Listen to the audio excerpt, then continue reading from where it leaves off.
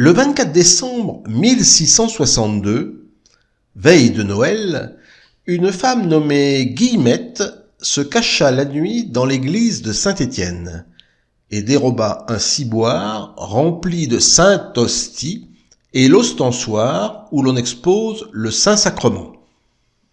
Étant sortie à l'ouverture de l'église, elle s'en alla cacher ses sacrés dépôts au-dessous du bois de Valbenoîte, dans un désert impraticable à cause du grand penchant sur la rivière de Furan, et puis s'en alla dans une maison au Farges, où elle fut découverte et prise prisonnière.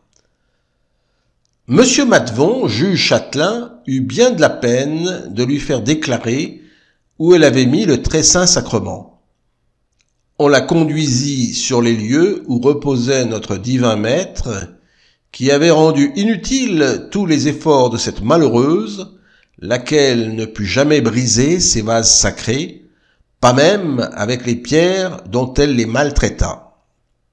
Le jour de Noël, à 2 heures devant jour, qui pouvait être à 6 heures du matin, la procession générale arriva sur le lieu.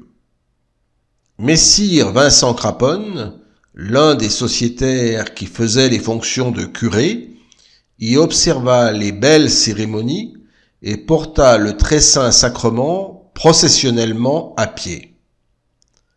Les habitants tapissèrent les rues, de même qu'on fait au jour de Fête-Dieu.